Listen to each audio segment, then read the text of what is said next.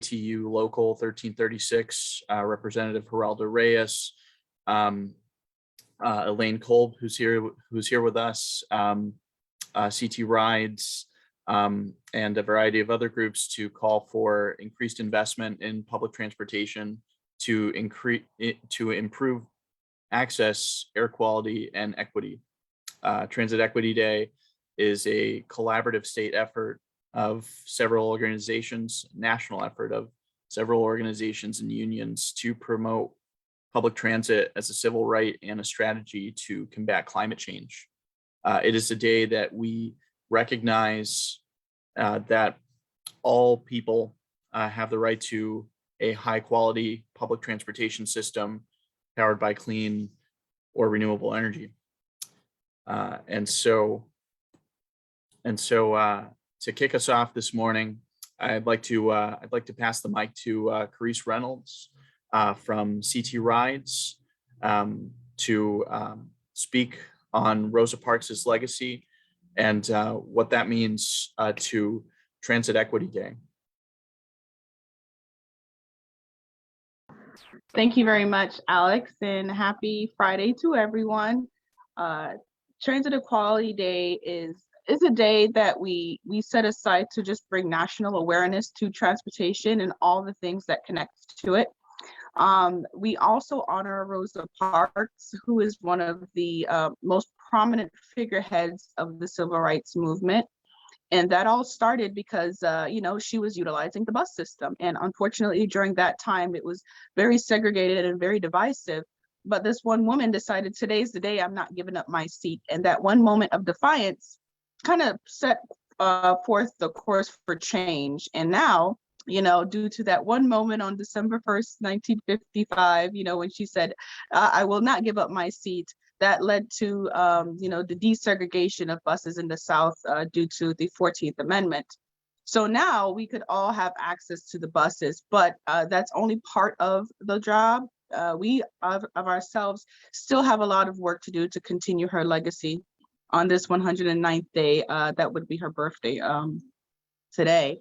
So when we think of what we have to do in terms of transit, for me and for CT Rides, one of our things is education. So we just need people to know, or we educate people, these are the choices that are available to you. But when we think of transportation, it's not just, education and access, but it's also health is related to it. As mentioned before, there is a big component in health in transit and emissions and asthma, but also accessibility, because that's what people use for their livelihoods. Many people that we work with, the bus is their only means of transportation back and forth. So it's important for us to make sure that they have that in terms of being able to provide for their families, go to doctor's appointments, and just be able to have a livelihood. So buses is very important. Now that, we are, going forward, and from the environmental standpoint, again, we need to, clean up the air and make sure that, this is something that could be sustainable for generations to come. Rosa Parks's job and her legacy lives on through us here today in this chat. And one of the things I do want to talk about is just the importance of us working together. So there's a saying, no man's an island. And, it takes a lot of people to change.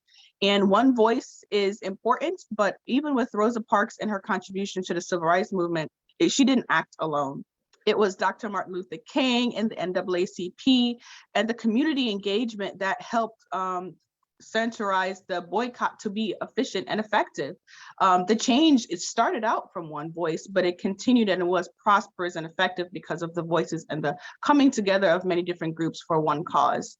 So for Transit Equality Day, I just would like to thank all the groups here today that are working together to make sure that transit is safe, accessible, and available to all people that need it. And also making sure that no matter what race or religion or creed or disability you may have, transit is an option that you could utilize at your desire. So thank you so much for joining all of us here today at Transit Equality Day. And just realize that your voice is important and action is important as well. So you could check out, some information from CT Rise or any other organization here if you want to use your voice to advocate for change, and if you want to definitely highlight transit, or even just speak on the importance of cleaning up our air, having better quality of life, and speak to some of the health applications that come with, having good, sustainable, and clean transit in your area. So thank you so much, and I will turn it right back to Alex.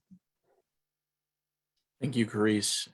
It is great to have such a phenomenal partner at CT Rides, communicating to the public every day the variety of ways that we can transport ourselves from place to place and reduce our carbon footprint, and also increase access and mobility.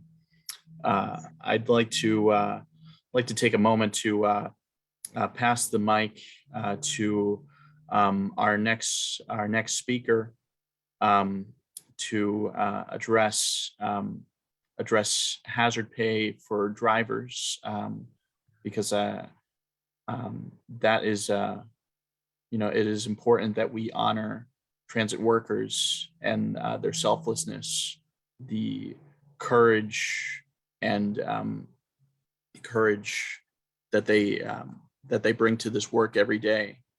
And so I believe we are welcoming a member of the ATU or AFSCME to speak on this portion of the program. Renee.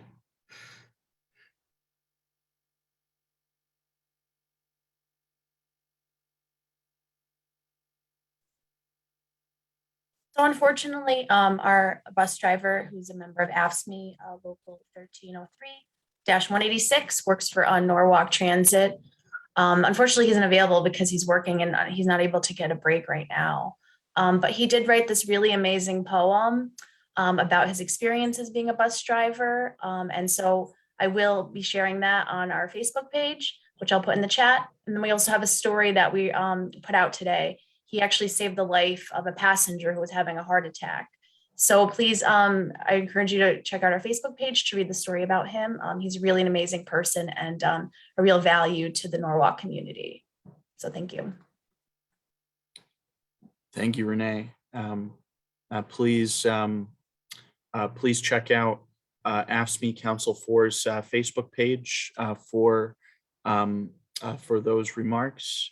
And you may also catch Mustafa Salahuddin from ATU Local 1336's remarks from this morning's press conference on Transport Hartford Academy's Facebook page. They took a live recording of this morning's press conference.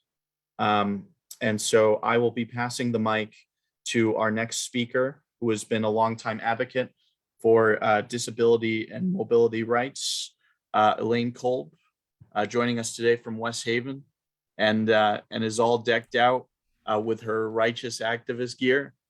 Elaine, the mic is yours, my friend. Wow, I wasn't expecting to get it this fast.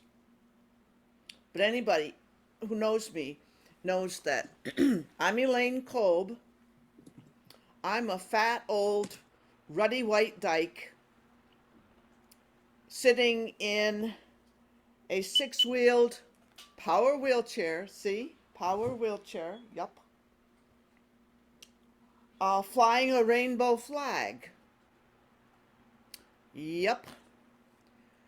I was living intersectionality before they invented the term. I am 72 years old. I've never had a car, ever. Years ago, I did have a driver's license, but I never owned a car. Since childhood, I have always used public transportation. Now, up until age 28, was no problem. If anything, I was abnormally healthy and strong. I was quite athletic. Then on September 30th, 1977, I was literally stabbed in the back and acquired a spinal cord injury. Almost died. That was 1977. All of a sudden, I couldn't run. I couldn't even stand for a while. Then I could stand and take a few steps, but mostly I had to use a wheelchair. And you know what? There was no access to public transportation for folks like me. None. Zero zilch.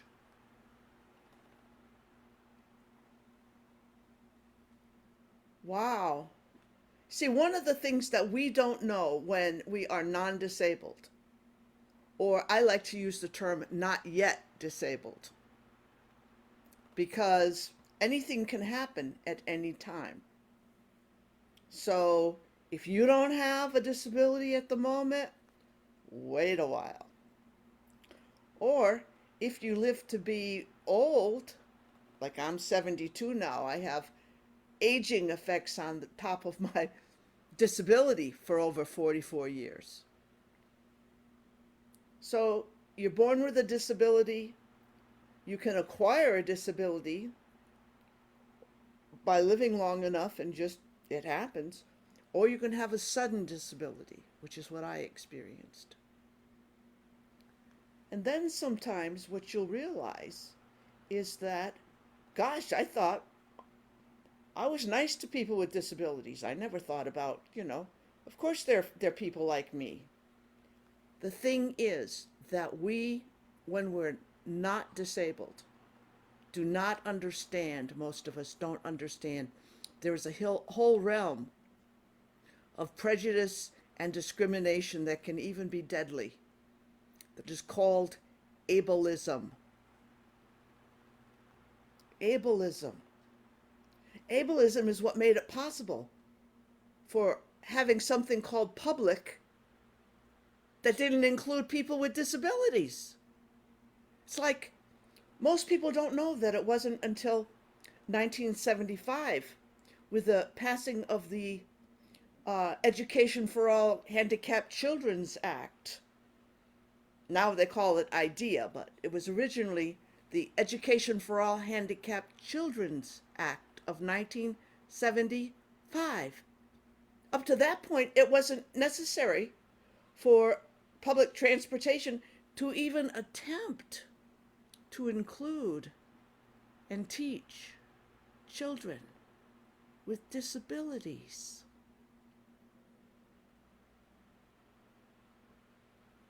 So when I was injured, I was accepted into Georgia State University Graduate School, but I needed accessible housing and transportation. Nothing was accessible. And so I had to allow myself, it was my only choice really, I had to allow myself to be institutionalized. I lived in a special unit for spinal cord injured people located on the grounds of the Georgia Mental Health Institute.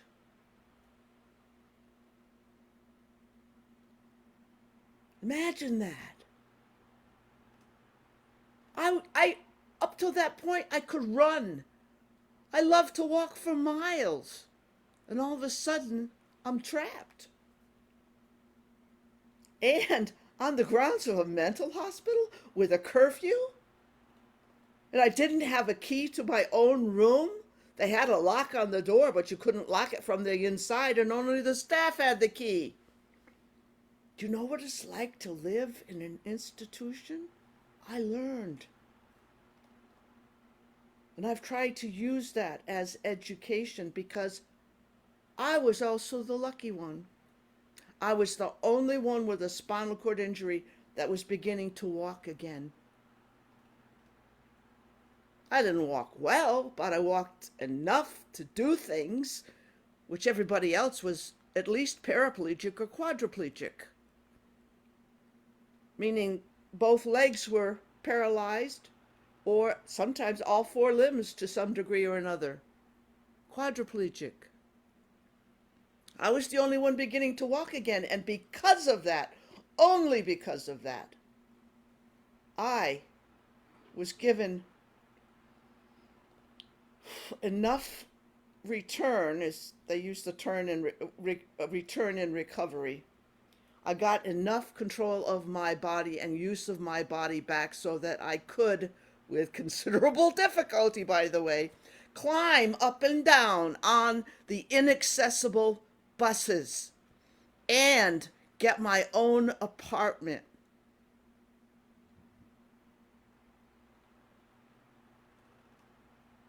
Lots of our people still can't do that right now today. And yes, we've come a long ways, and I was one of the people that helped to demonstrate and block the buses. And I got, well, so far I've been arrested 27 times. But before the ADA was passed was some of those times. And it was specifically focused a lot on access to public transportation. The organization was called ADAPT. Look it up. ADAPT.org. Originally, it was American Disabled for Accessible Public Transportation. ADAPT. Once we got the ADA passed, then we switched it to American Disabled for Attendant Programs Today, so that we could get community services and not have to be stuck away in institutions like nursing homes. That one we're still struggling with. And right now, people with disabilities who require personal assistance are desperate. It has been compounded like so many people, for so many people, in different ways. But it's literally life or death for some of us. So access to public transportation. It is literally a lifeline for many people, especially low-income people, especially people who don't have access to or can't use a private vehicle. So if there is no effective, accessible, affordable, inclusive, interconnected public transportation, then we still have a long way to go. And you can't have access to public transportation where there is no public transportation. There are huge areas of the state of Connecticut that you really either you can't get there, or, trust me, because I'm one of the people that tries to do this sometimes, the intermodal connections and stuff from one system to another. And then if you're going to do it, sometimes you have to mix and match the over-the-road buses as well as the local buses as well as the trains. And at any point along the way, access can be denied. Still, 31 years past the passage of the Americans with Disabilities Act. And this is so much more profound in its effect for people who also experience being marginalized for other additional reasons. Because poverty is both a cause and effect of disability.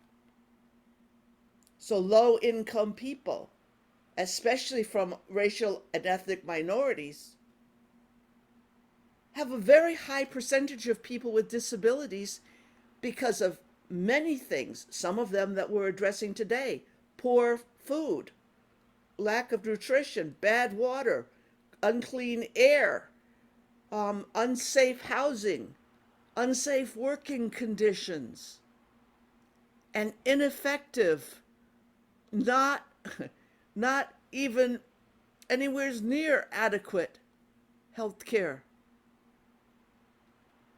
We need everything to be accessible, affordable, and integrated for all kinds of people, regardless of age or disability or race or ethnic group or what language they speak. I'm so thankful that we have this translation today, and yet I couldn't invite my deaf friends today. I have friends that are deaf, and you can't see that they're deaf, but they also couldn't participate in a forum like this. It's not a criticism, I understand. It's complicated to provide everything for everyone. My point is that this, what we're doing today, is a real opportunity. Let's view it not as a moment. And yes, let's celebrate. You know, Rosa Parks was wonderful. And her example and the example of all the bus strikes and the movements that have happened and all those things help to get things rolling. And I've been personally involved in, from way back with the Vietnam War and the early women's movement and LGBTQIA, XYZ, yabba dabba doo, I'm queer, that's me, how about you? Yep, that too. All kinds of people. We need to make everything accessible, affordable, and integrated, multimodal for all kinds of people. And that means we all have a lot to learn and a lot to share. So let's vow today that although today is a moment, Transit Equity Day is a moment, but let's begin to see that we are a part of a movement. Today we are interracial, multicultural, intergenerational, gender fluid, and disability inclusive. Yay! Together we can do this. We can do anything. And I have it right up here on the wall. Never doubt that a small group of thoughtful, committed citizens can change the world. Indeed, it's the only thing that ever has. And that's a quote from Margaret Mead. Let's take this to heart and network and reach out and embrace and encourage each other. The whole world is at stake, depending on what people like us are willing to do together. Elaine, your words continue to move me, and your experience, your resilience. I'm taking that with me today, and you have community in me, and this group, this coalition we've assembled here.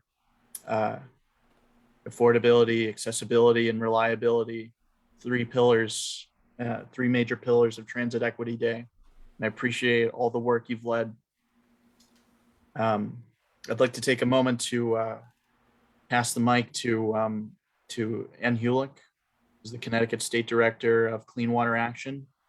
Ann will be speaking about the need for air pollution reduction, greenhouse gas mitigation, and what role that plays as we advance transit equity. Ann, the mic is yours.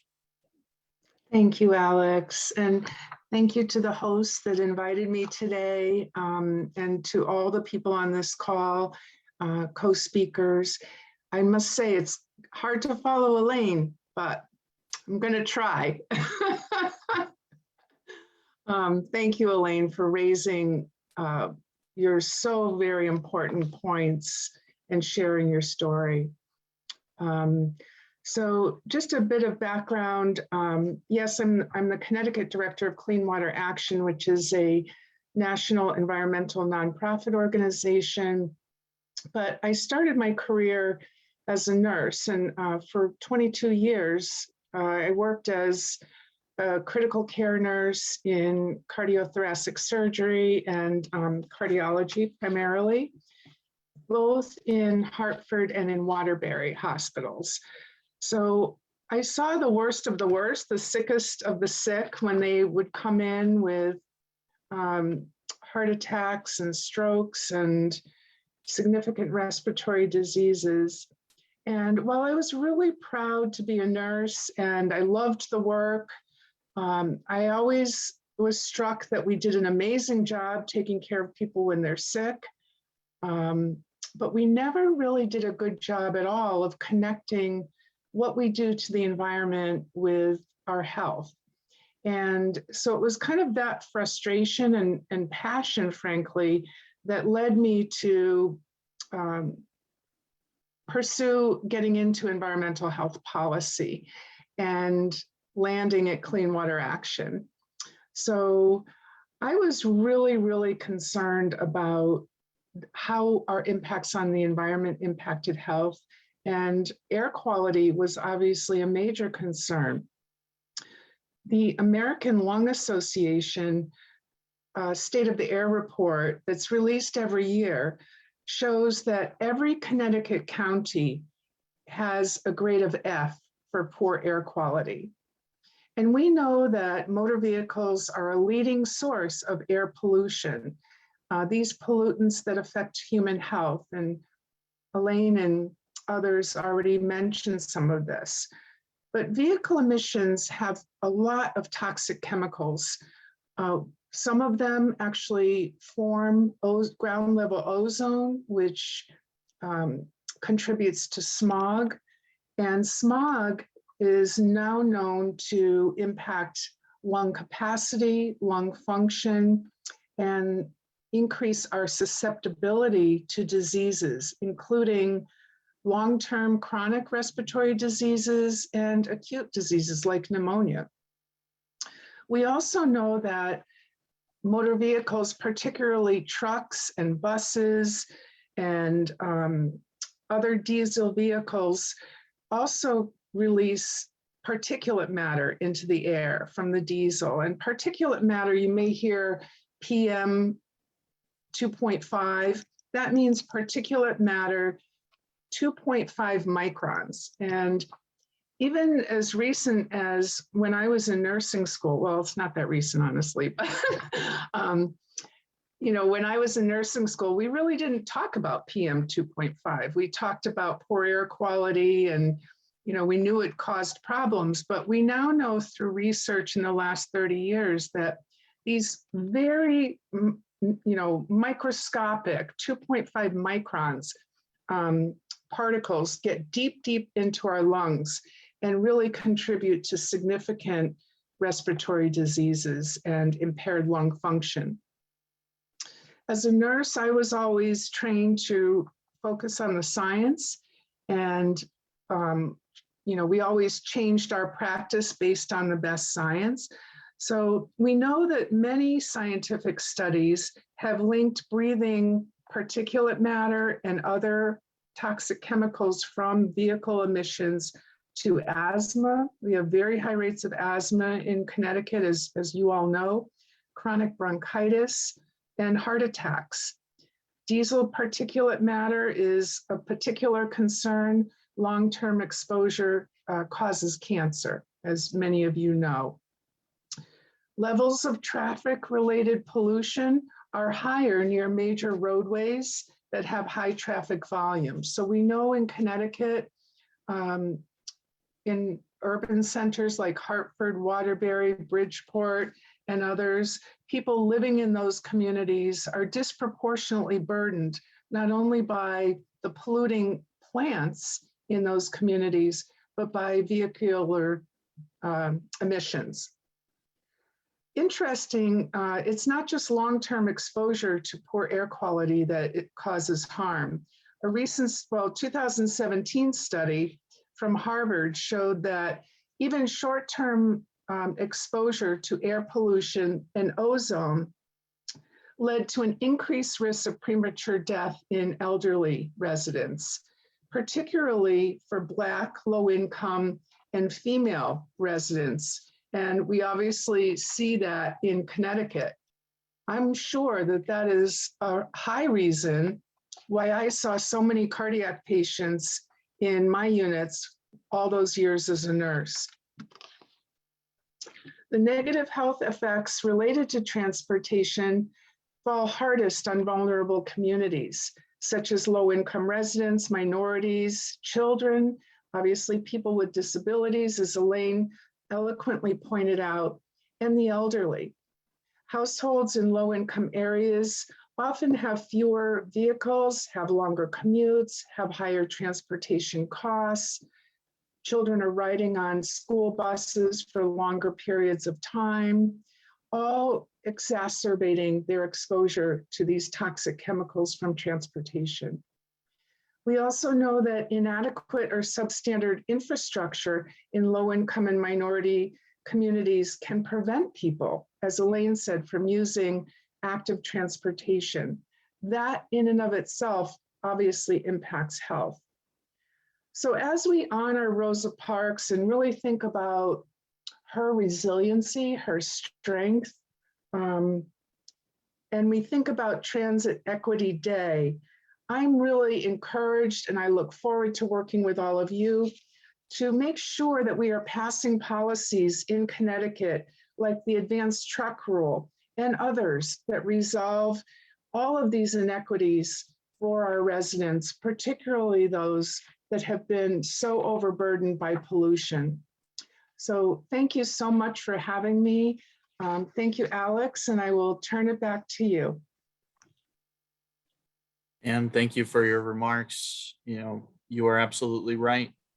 In this 21st century where we now know electric transportation is a thing, we should be doing all we can to accelerate our economy into the clean transportation, clean energy economy that we know it could be.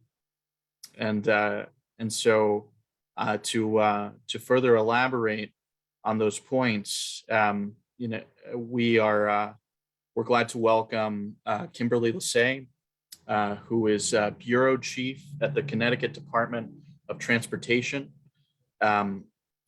Kimberly joins us following news of Governor Lamont's executive order this past December, where clean transportation was a major focus of his one major focus of his 23 of the 23 recommendations that were ultimately implemented in that executive order. And I'm glad to pass the mic to Kimberly to elaborate on those points and fill us in on what DOT is doing to accelerate Connecticut into a clean transportation economy. Thank you so much, Alex, for that introduction, and hard acts to follow here from Elaine and Anne. Very honored to be here today. I do have a couple of slides to share. Hopefully this goes smoothly. Everybody can see.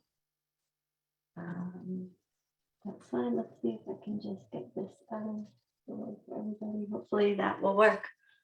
So again, thank you for having me here today. Public transportation, as we've heard, is the primary transportation mode for many residents throughout the state. We know that many customers rely on bus and rail service for everyday trips, whether it's to access healthcare, educational opportunities, employment. More than 70% of bus riders continue to use service today, despite the changes in travel patterns and employment that we saw during and still the COVID pandemic. This is a testament to the important role transit plays in many communities, and so glad to be talking with everyone about it today. I'm happy to say that in 2022, we will be doing a grassroots outreach across the state, riding with customers and hearing what's important to them. This is an outreach effort that will help DOT prepare what we're calling a customer experience action plan. And that plan is going to be our roadmap for future investment and service. Initial outreach will be this spring, and that will be focused around the customer experience at bus stops. We're looking at amenities such as improved signage, shelter, lighting, and real-time service information are just some features that we're thinking about. That outreach will continue through the summer. My big message here is beyond the Outlook, we do not have a website up and running yet, but we plan to have one soon. And what is so important here is your feedback. It's very valuable to us. Again, really reaching out, you'll see us out there. Look for customer experience action plan, look for these folks, and please continue to be that voice, as many people are being that voice here today. Switching gears and touching on the governor's executive order that we've mentioned, I'm going to do just a few highlights because there's a lot there if you read the executive order, and I'll concentrate on those that DOT will be working on. The executive order calls for a myriad of facilities requirements for state buildings and facilities to reduce greenhouse gas emissions, and for new buildings to be resilient, and to have even things down to organic and food waste diversion programs. So there's a lot going on there. DOT will be looking at analysis of appropriate locations for hosting solar arrays by the end of 2023. We need to have that plan together. And the executive order calls for a statewide battery electric bus fleet by 2035. I'm going to dive into that in the next couple slides. Also, all of our newly leased light duty vehicles must be zero emission vehicles, or ZEVs, as we like to call them, by 2030. That'll be a great improvement. And a 2030 vehicle miles traveled reduction target is another challenge that's been put before us. And we'll also be conducting a vulnerability assessment of all of our assets and operations. So taking a quick dive into just a couple of these topics, ConnDOT is already well on the way with the Connecticut Electric Bus Initiative. That's a partnership between the Connecticut Department of Transportation, Connecticut Department of Energy and Environmental Protection, and CT Transit. The accessibility to clean zero emission electric buses is an integral component of a transition to clean transportation to communities and population sectors that have been historically more burdened by the adverse health effects of transportation pollution. And your points are very well taken of the focus on this. In July of 2020, we also signed on with other Northeast states to sign a medium heavy duty zero emission vehicle memorandum of understanding to work to collaboratively advance and accelerate the market for electric medium and heavy duty vehicles, including school and transit buses, to help make sure that that supply chain is feeding what we'll need to be able to make changes. So I'm just going to touch on a few things that are underway already at ConnDOT. This is as of October of this past year. But I'm happy to say that each Connecticut Transit division actually does have a battery electric bus project underway. I'm just highlighting a few in some of our major cities. The Connecticut Transit Hartford division, at that facility, we're working on a retrofit of an existing hydrogen bus building, which will house and charge 6 battery electric buses by fall of this year. Notably, 3 of those battery electric buses will also be autonomous buses that we are going to be testing on the Connecticut Fast Track. So exciting innovations happening there. At our New Haven division for CT Transit, we've delivered 1 battery electric bus and 9 more will be arriving this spring. Chargers are being installed for that and are either active or in testing. And we are moving towards 100% electrification on that facility. At our Waterbury division, funding for 10 battery electric buses has been secured, and deployment and testing on those will hopefully be complete by winter of 2023. The Greater Bridgeport Transit Authority is working on their second phase of a low-no emissions grant that they received for battery electric buses, chargers, and facility improvements. 2 of those battery electric buses and chargers have been active since fall of 2020. Some of you might have seen the exciting press release on that. It was very exciting to get our first electric bus on the road. And we have 3 additional battery electric buses and chargers on order, and that the commissioning and installation of all of that equipment is expected to be complete by this summer. So vehicle miles traveled, I'll touch on this really quickly. In order to help meet our climate goals, the governor's executive order does call for us to set a 2030 VMT reduction target and develop a plan of investments to contribute to and encourage the achievement of that target. So in order to reduce VMT, we need to understand what drives it. Travel behavior obviously weighs very heavily here. Things like trip length, trip frequency, mode choice, and as we've heard today, whether people have a choice or not, right? And there are also other factors that influence VMT, such as land use, sociodemographics, the cost of travel, and of course, the transportation system itself. So when it comes to one of those levers, the cost of travel, right now here in Connecticut, we do not have tolling or congestive pricing in our toolbox. But as we look at this plan that we'll be putting together, we're going to be looking at what levers we can, which ones we can pull on to see what we can influence to reduce that single occupancy vehicle miles traveled. We often hear about that last mile, first mile challenge. And as Elaine pointed out, the challenges with that as far as accessibility. And that's certainly one of the places that we'll be looking at is that first and last mile and interconnections. With the passage of the federal infrastructure bill, we certainly have an opportunity to fill some of these gaps with some of the funding that will be coming. And so your voice is going to be so important. Those are just a few of the many things going on at CONDOT. And I just want to close with here at CONDOT Transit Equity Day is certainly a reminder to us of the importance of public transportation, the role it plays in our communities and the lives of our customers throughout the state of Connecticut. And again, thank you so much for letting me join you today. Thank you, Kimberly, for that very detailed presentation. It is great to have the Connecticut Department of Transportation as a partner in helping accelerate the clean transportation economy. We're very thankful for your efforts and your department's efforts, and really bringing it back to the message of today, transit equity. I'd like to take a moment, 30 seconds of silence to honor transit workers and the sacrifices that they make every single day. They are truly the unsung heroes of the pandemic, and they are the unsung heroes of each and every day. And so let's just take a quick moment of silence, 30 seconds of silence to honor their work.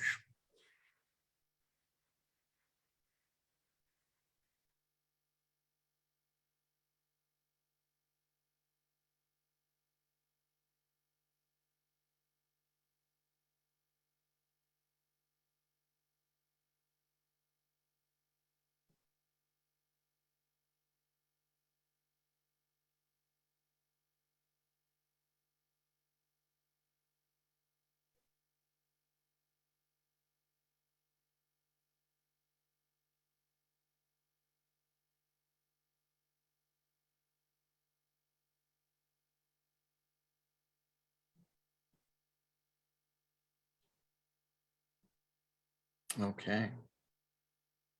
Thank you all for honoring transit workers with us. There's not too many programs where we get to welcome a speaker that is also a very good singer. And so I'd like to pass the mic back to Elaine to sing what's on her heart and let that resonate with us all here today. So how much time do I have? Let's do a song and then we'll open it up for questions after. Okay, well, I'm just wondering And what the and agenda next is steps. because, I am a charter member of On and On Anonymous. I can go on and on and on.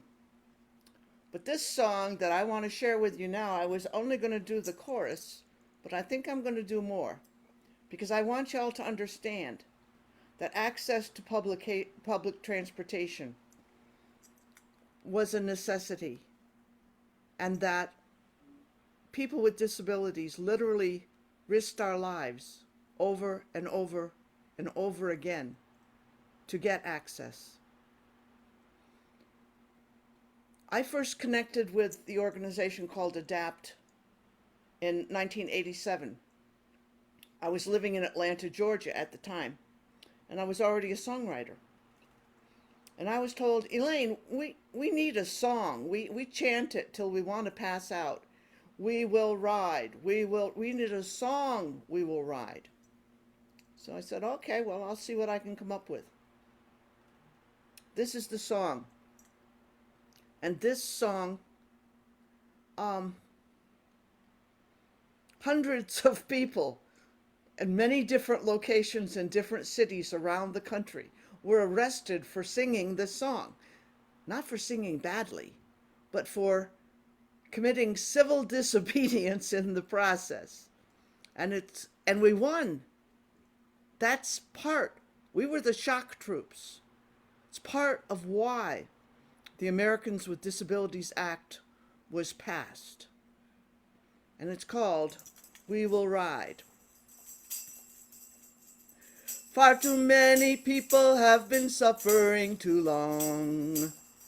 We won't accept excuses. Right is right and wrong is wrong. And it's wrong to try to keep us waiting for some charity. So let's get ourselves together here and now, you and me. And we will ride, with the strength of truth and justice on our side. By the grace of God above, our battle cry is love, and we will ride, we will ride. Now some of us are inconvenienced by some disability. Still we count ourselves as citizens and we're aiming to be free. Riding public transportation as one way to get around. Backed by federal legislation, hear us now. We're freedom bound and we will ride. You can sing it. We will ride. With the grace of love, truth, and justice on our side. By the grace of God above, our battle cry is love, and we will ride, we will ride. By the thousands and the millions, we raise our voice to say that it's time to practice what we preach and live it day by day. We know that every kind of people share the power to be free. We will live and learn and work and move and love. And vote. You know, you gotta vote in this country. You better save the vote if you want to live. So we can ride. So we can ride. We can ride. With the strength of truth and justice on our side. By the grace of God above, our battle cry is love, and we will ride, oh, we will ride, oh, we will ride, we will ride, with the strength of truth and justice on our side. By the grace of God above, our battle cry is love, and we will ride, we will ride. So let's get on those buses. Excellent. We will Woo! ride. Yeah. Let's record it. Thank you, Elaine. Thank you so much. We are going to ride this movement into the clean transportation economy, into the accessible, affordable, and equitable system that we truly deserve. I'd like to take a moment to now go over some action steps with you all. Here's how you can advance Transit Equity Day. First action, you can support and comment on transit items in the Greater Hartford Mobility Study. hartfordmobility.com/alternatives-home. You may provide virtual feedback on Metro Hartford's rapid routes. And you can go to metrohartfordrapidroutes.com. You could also urge legislators to support the clean truck standards that Ann was speaking on earlier. It's important that we reduce emissions from the transportation sector, leading source of emissions in Connecticut. And another thing that you can do is you can check out transit options in your town at ctrides.com. And if you're looking for more opportunities to get involved in transportation related events, February 9th at 1 o'clock, there is a walk audit from the Berlin station with the Transport Hartford Academy and Desegregate Connecticut.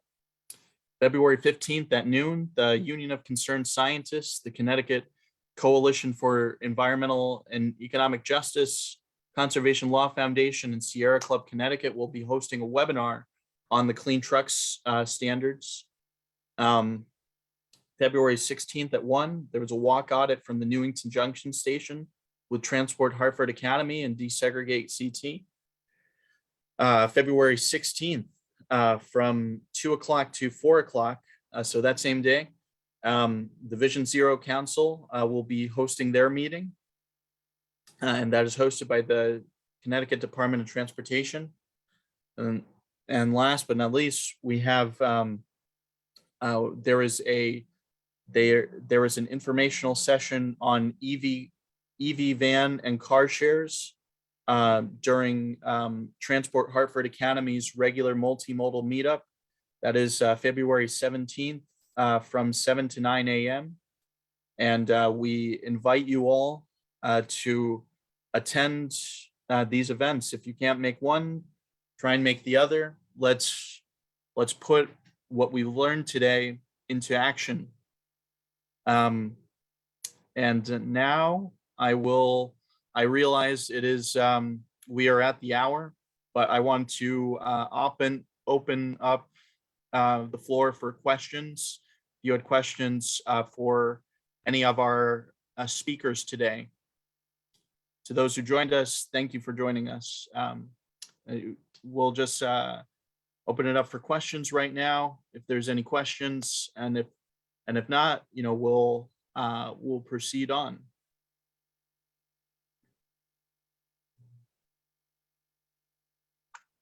Hey, Alex, it's Shawnee. I put a question in the chat, but I was on another webinar. One of the questions I asked is, DOT have to check with anybody before cutting down trees?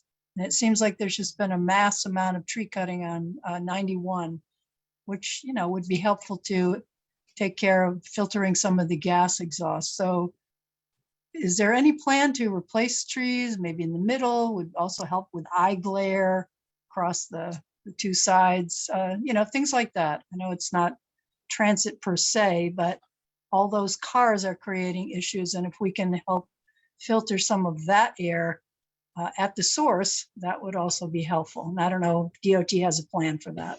And I don't know if you're still there, Kim. I am still here. I can hang on for a couple more minutes. I will apologize in advance. I am going to have to jump to another commitment that I do have, but we could probably spend a whole nother hour talking about some of the opportunities and challenges around that. Ms. Baldwin, I certainly hear you. A lot of it is DOT balancing safety and keeping our clear zones safe with keeping some vegetation along the sides of the roadways. We've had, just to touch on some of the challenges we've had, obviously, I think everyone knows, we can link this back to climate change. We've had some horrible storms that have damaged a lot of our trees. So a lot of times those larger hardwood deciduous trees being on the sides of the road can really be a hazard. We've also had, again, we can link this back to climate change, some invasive species and diseases that have come up from the south that challenge having healthy trees, close to the right of way. So again, a lot of challenges there. We hear you loud and clear. We've been hearing this from a lot of communities. We do have good, dedicated professionals within the department that are looking at all of our projects. We look at where we can replant. We look at trying to put back native species that are really resilient to some of those diseases and that will hold up to tough conditions on the side of our roadways, and be able to be there and be that vegetation that can help filtering air and filtering, and help combating climate change. But it is a balance. So there's a lot of challenges there. And we certainly hear you on that, and your point is well taken. And again, we could talk for about an hour on that, I'm sure, about, specific locations, but it is a balance for us, and we do try to do our best to balance that. I hope that helps.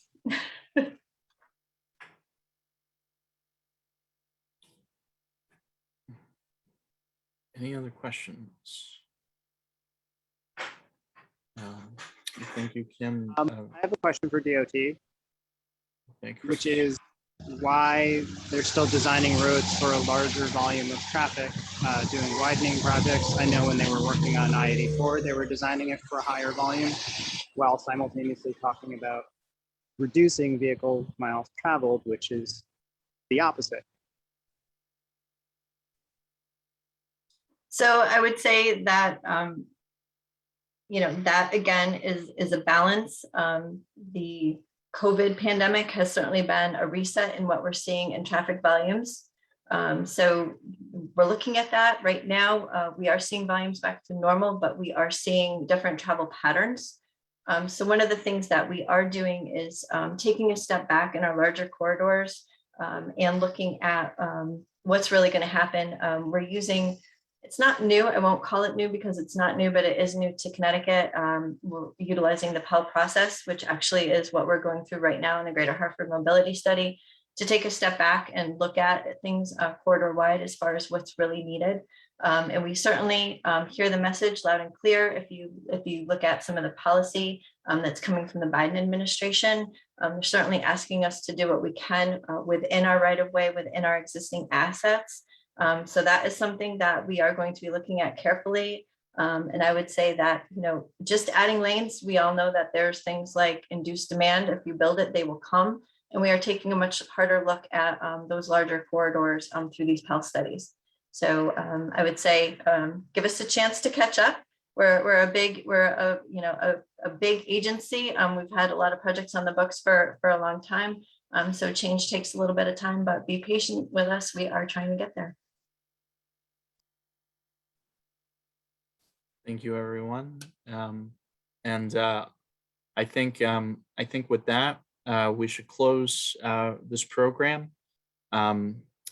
Please check out this recording on Transport Hartford Academy's Facebook page. They have been so gracious enough to record both the press conference that was held at 10 this morning, followed by this program that began at noon. Happy Transit Equity Day, and let's carry on what we've learned today and put it into action. Thank you all. Thank you all. Thank you, everyone. Goodbye. Have a good one. Good weekend, everyone. Be safe out there on the roads today or this weekend. You too. Thank you. Every day, please be safe.